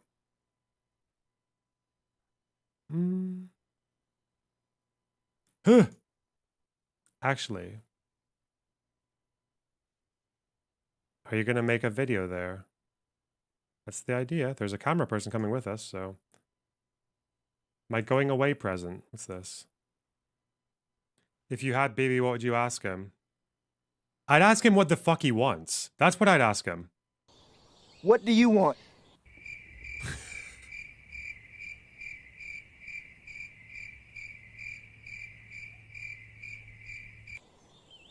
What do you want? Okay. Damn it. What do you want?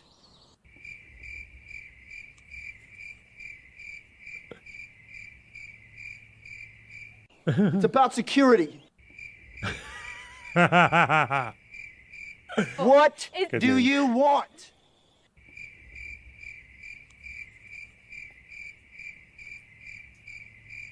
God, you're really dragging that one out, aren't you? baby, Decent. I like it. Good one.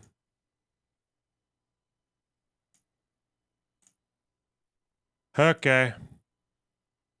Shall we keep going with Mr. Blinkadink?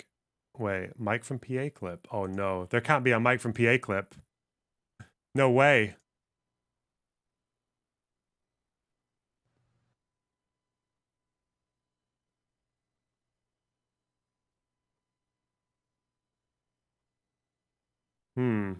So when Wait, Mike? Mike from PFLP. Newest? What am I looking at here?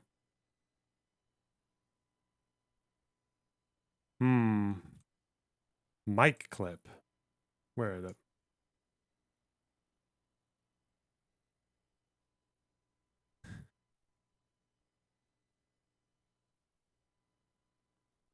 This isn't even my drama. I just find it...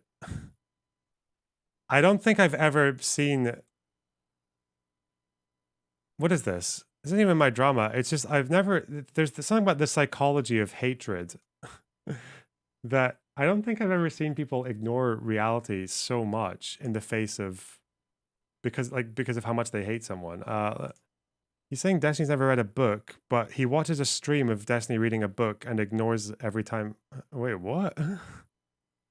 Okay. Finkelstein calling all his research just Wikipedia because he didn't do research. He's never read a book. Destiny admitted to not even reading one book. Not even reading one book. He said he looked at part of one of Betty Morris's books. Black. He's full stream of D reading a book for 9 hours. You don't care about the truth, so you'll ban me instead of acknowledging. This morning, you just... You can't finish a book in 9 hours unless it's a really short book. Well, what if he started it before going on stream? Is that impressive to you? Serious question. Is reading one book for 9 hours impressive to you? I actually want to go through this stream and watch him do it. That would actually be funny. Training under 1,000 times Earth's gravity. Boring research streams from now until the 28th. Guys, he read a book. Okay, let's see. I wish I he's could not laugh reading like the book Mike here. does. Okay. Not reading the book here. Not reading the book here. Okay, he has notes. Okay. War crimes, Israel. Yeah. It's not really filled in yet. So that's 4 hours and 12 minutes. Of course, you would have war crimes, Israel, and it's just empty. That's a good meme. Let's click around. Not reading the book here. I'm just randomly clicking hours ahead. Not reading. So 9 hours of reading a book. He wasn't reading the fucking book when I clicked 6 different separate times. Oh, did he stop at all the book reading?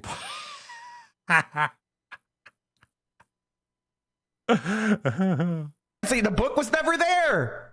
One time there was notes that were not filled in.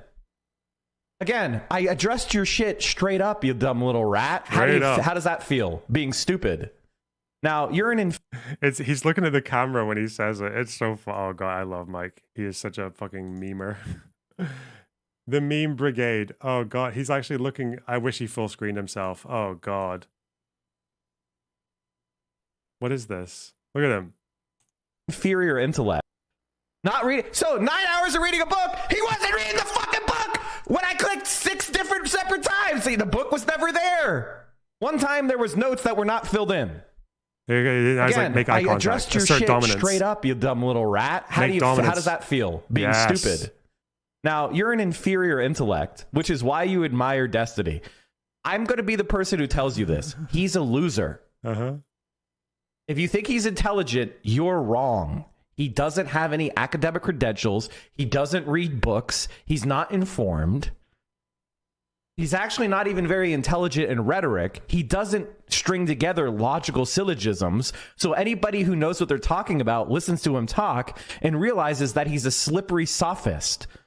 He doesn't actually make logical arguments that are sound based on material analysis of the actual world that exists. At best, he uses hypothetical situations created to give the outcome he wants. He's sophistic. He's stupid.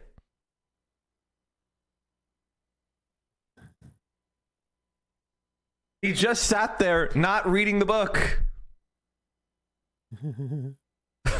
9 hours of reading a book. Click 9 different times. He's not reading the book.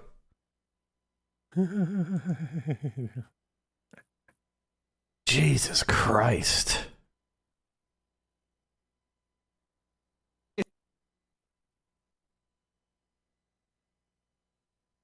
A lot of YouTube and Twitter tabs. It's an ebook, obviously. Oh, so I guess he wasn't. So he was listening to it. Let's go listen. Let's go check. Of admission, refugees could be settled. Of course, he's gonna keep looking. Limited numbers. All right, here you go. Or literally. Okay, so he's talking to some guy. Here. So this is not. He wasn't reading the book for 9 hours. So he's talking. So let's go through here. He doesn't have any idea what the conditions are like on the ground in Palestine. His negotiations are horrible. The actual on-the-ground Palestinian negotiators were in D.C. trying to do a track there to figure out some real negotiations, but obviously the Rabin for Oslo preferred to negotiate with Arafat because he knew that Arafat was more selfishly driven, and he knew that he could get a better deal out of Arafat. Okay, guys, does a scholar talk like this? If you're a scholar... So Rabin preferred to negotiate with Arafat because he was selfishly driven. You guys can't think this guy's smart. I mean, like, honestly, you can't think he's smart, right? You can't think he's smart. Is that not true? Is that not? I feel like that's that's also the anti-Israel line on Rabin, isn't it? Rabin. I don't fucking know. Legitimately. You can't think that sounds smart, do you? You think that sounds smart? Because Arafat doesn't give a fuck about the Palestinians. So I think that Palestinians have Israel and the Israeli leadership and Palestinian leadership have always been at ends with each other and asking for things that the other side will never give. But at least Israeli leadership represents their citizens. I feel like Palestinian leadership has had deep flaws in the way that it's functioned for a long time. And I think we see that through Arafat and the PLO especially. Okay. That's my so thing. that's another issue is I think that you're being, frankly, too generous to the Israeli leadership in saying, one, that they represent their people and they have their best interests at heart, especially with this government. And two, like when it comes to the actual way that they've governed over the last few This is such a long years, clip. What the especially, fuck? I think that's really it's just not fair to say, Well, what do you mean? So the guy immediately refutes him. I mean, like, I don't know what to say. Like, at a certain point, like, I think if you're a relatively intelligent person, you can identify bullshit. But if you're not, you're kind of a victim.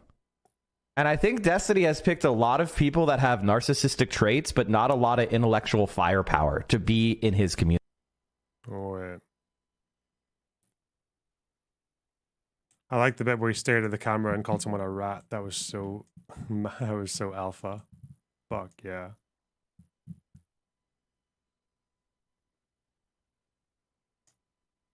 Oh, okay. I could feel it. Every chair in my house was shaking. Who says intellectual firepower? A scholar. That's what scholars say, isn't it? Obviously. All right, what happened to... That's Keffels' brother. What? Shut up. So what do we do today? We gave huge L's to Benny Morris. We gave huge L's to Trump. We gave huge L to History Speaks. Oh, he kind of gave it to himself by being History Speaks. But, Blinken. Where's the fucking Blinken video? Yeah, here. No, it's not. You showed the Benny Morris L's you told me about. Yeah, of course I did. What was the L for Benny Morris? Buying the idea that the original British mandate included Jordan.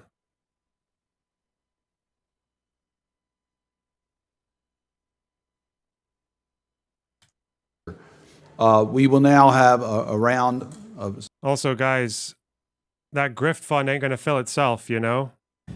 I might have set the ambitions too high because you guys have been really generous, but god damn it. It's not far now.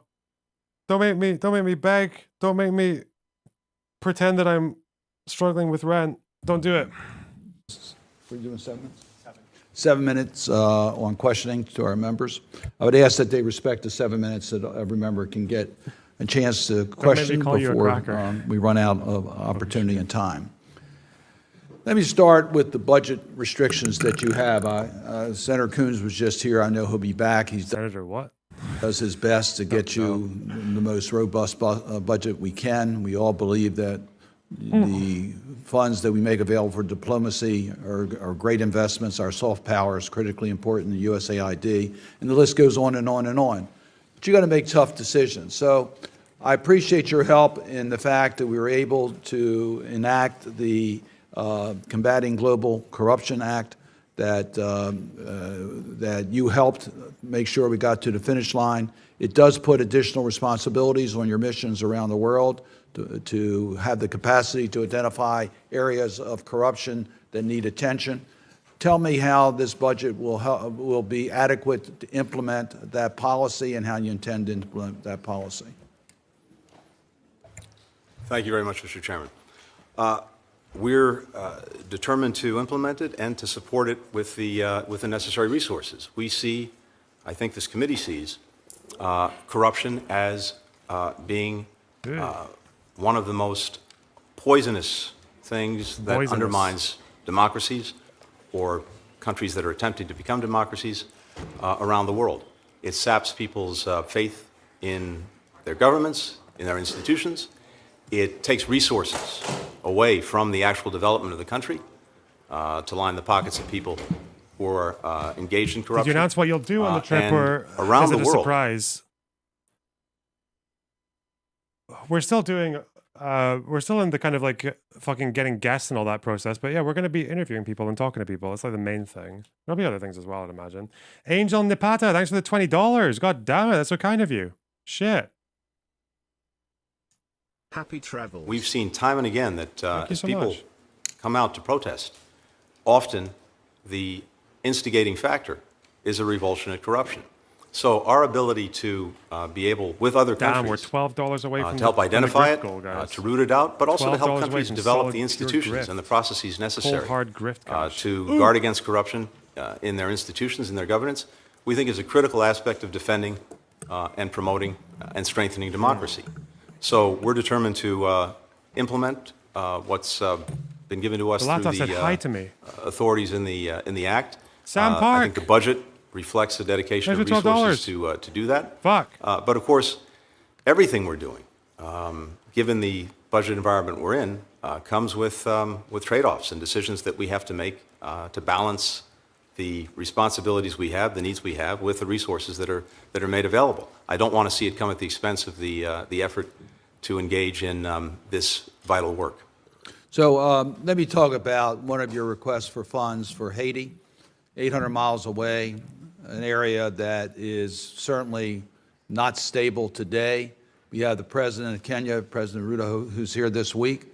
So it's an appropriate week for us to get more information about it. You have requested funds for the U.S. to support that mission.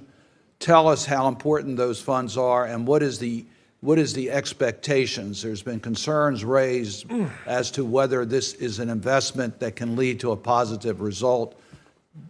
Please help us understand that.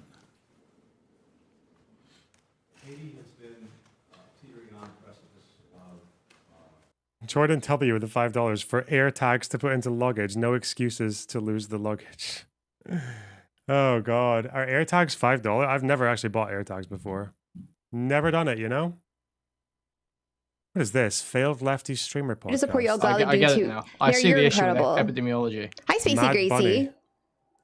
Is this because Bo Blacks Why is is she not dressed up? Where's her fucking PFLP gear? Did Twitch have a word with her? I wonder if like Twitch is actually having a word with some of these people, which is why a lot of them were. Like, that's why that like guy was walking back his fucking. It's this guy.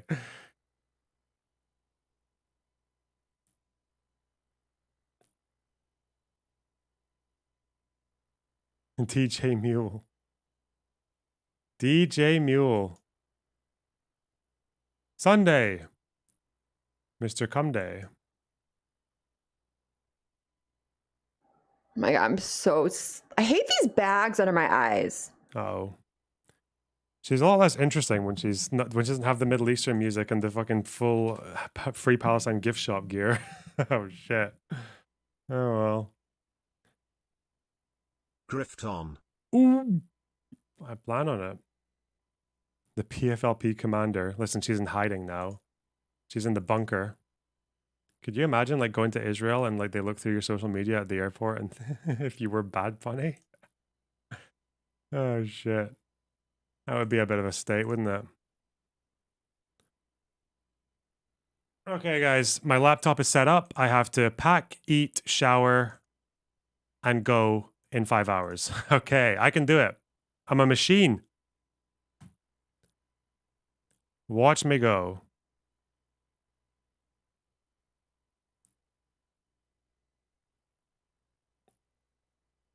I'll do it. I'll do it with IDF levels of efficiency, I guess. I don't even know. What time's the plane? Like 6 in the morning or some shit? Got plenty of time. Don't worry. Don't worry. Okay. I will see you in the United States, guys. United States of America. If that laptop works.